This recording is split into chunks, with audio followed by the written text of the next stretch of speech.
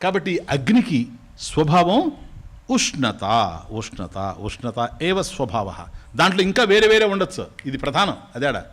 ఇప్పుడు అగ్నే స్వభావ జ్వాల నా. ఓకే, అనలస్య స్వభావ జ్వాల నా ధూమ నా. అగ్ని యొక్క స్వభావం మంట ఉండాల్సిన అవసరం లేదు, పొగ ఉండాల్సిన అవసరం లేదు. పొగ లేకుండా కూడా అగ్ని ఉండొచ్చు, మంట లేకపోయినా కూడా అగ్ని ఉండొచ్చు కదా. ఫ్లేమే ఉండాల్సిన అవసరం లేదు. నా జ్వాల నా ధూమ. కాబట్టి అవి ఉంటేనే అగ్ని అని చెప్పడానికి లేదు. కాబట్టి వాటిని లక్షణాల కింద తీసుకోవాలి. ఉష్ణత అది పొగ లేకపోయినా జ్వాల లేకపోయినా వేడి మాత్రం ఉండి తీరాలి. వేడి అనేది దాని యొక్క ధర్మం, లక్షణం. లక్షణస్య అభిధానేన. ఆ వేడి అనేటువంటిది ఉండడం వల్లనే స్వరూప నిర్ధారణం. క్లియర్?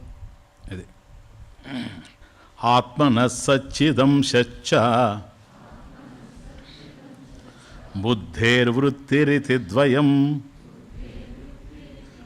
సంయోజ్య చ వివేకేన జానామీతి ప్రవర్తతే. ఇలా సింపుల్ చూడండి. అంటే ఆల్రెడీ మీకు చెప్పున్నాను, దృగ్దృశ్య వివేకంలో కూడా మీరు విన్నారు, తైత్రేయంలో విన్నారు, అన్నిట్లో విన్నారు. కాబట్టి కొద్దిగా జాగ్రత్తగా వినండి. కొద్దిగా ఆత్మ ఏమో సత్తు చిత్తు ఆనందం స్వభావం, అర్థమైపోయింది కదా. బుద్ధిలో వృత్తులు ఉన్నాయి, ఇచ్ఛ రాగము సుఖము దుఃఖం, ఇవి వృత్తులు ఆలోచనలు ఇవి ఉన్నాయి. ఆత్మన సత్ చిత్ అంశ చ బుద్ధే వృత్తి ఇది. చూడండి, బుద్ధిలో ఏమో ఇవన్నీ ఉన్నాయి, బుద్ధి ధర్మాలు వేరు, ఆత్మధర్మాలు వేరు. సచ్చిదానంద స్వరూపం అనేటువంటిది ఆత్మ యొక్క ధర్మం. బుద్ధి ధర్మాలు ఏమిటంటే ఇప్పుడు చూచాం మనం అన్నీ కూడాను. సంకల్పం కానీ, కామం కానీ, భయం కానీ, ఇవన్నీ కూడా ఆలోచనలు, వృత్తులు, సంకల్పాలు ఏవైతే ఉన్నాయో ఇవన్నీ బుద్ధి ధర్మాలు. స్వామీజీ, ఇప్పుడు నేను తెలుసుకుంటున్నాను అనేది ఏది? ఎందుకో తెలుసా? అదేమో తెలుసుకోలేదు, జడం గనక బుద్ధి.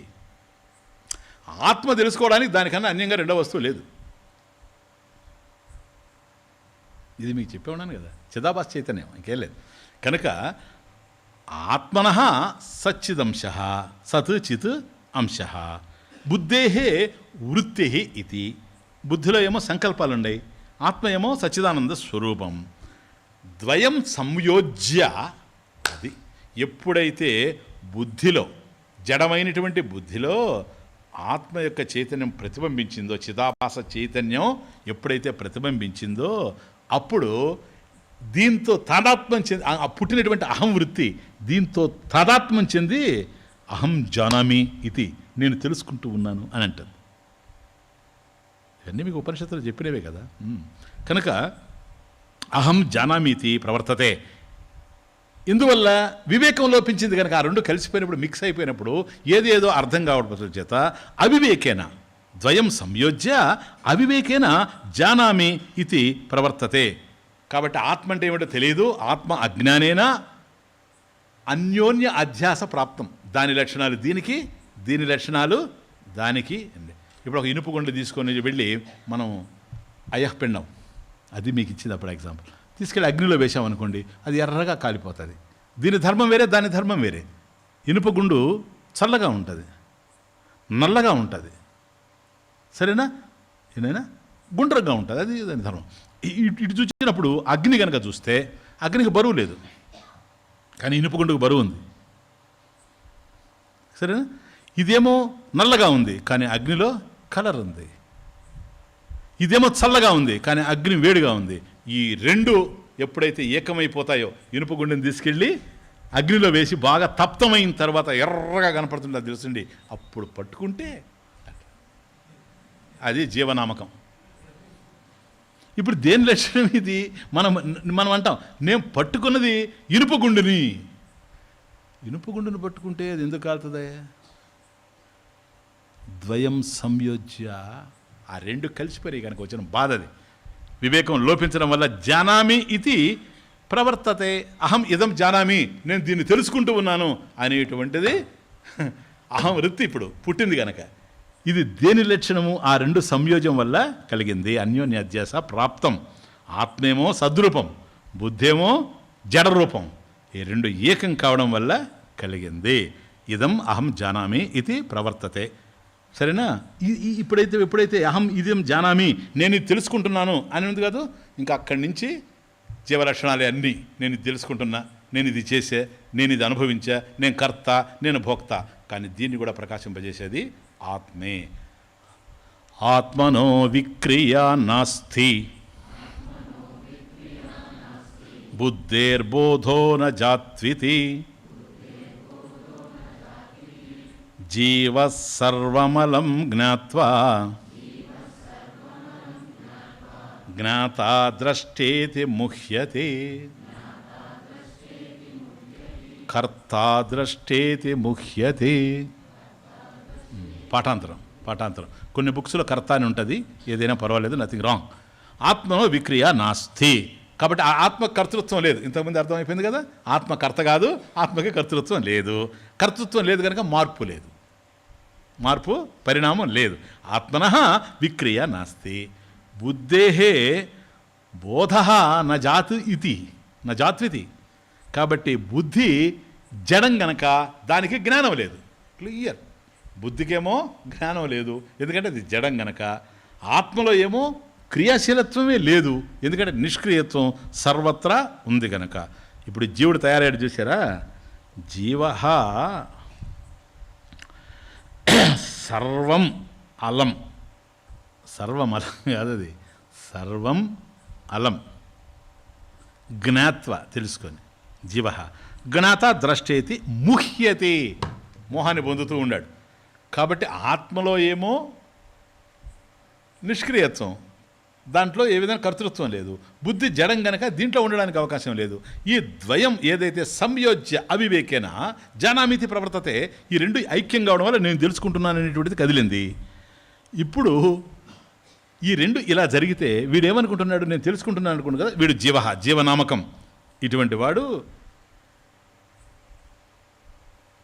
సర్వం అలం ముహ్యతి.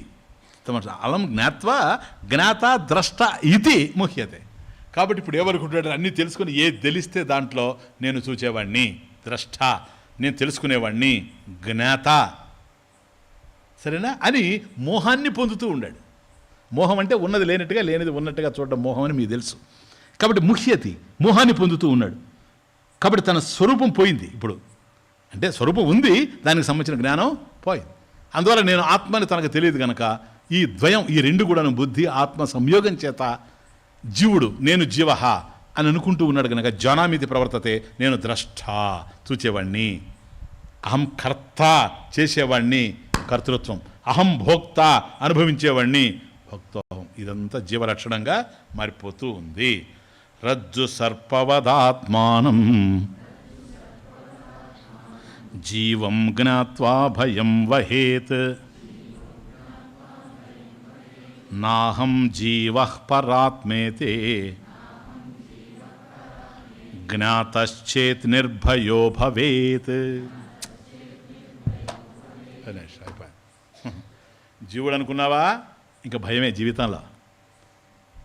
నేను ఆత్మను తెలుసుకున్నావా, నిర్భయం అంతే. ఎట్లాగంటే రజ్జు సర్పవత్ అట్లుంచండి. ఇది ఎగ్జాంపుల్ కథం అనేదానికి. ఆత్మానం, అక్కడి నుంచి చూడండి, ఆత్మానం జీవం జ్ఞాత్వా, ఆత్మానం జీవం జ్ఞాత్వా, ఆత్మానం ఆత్మని జీవం జీవుడు అని, ఏది జానామితి ప్రవర్తతే కదా, జీవుడు నేను తెలుసుకుంటున్నాను, నేను చూస్తున్నాను, కర్త భోక్త.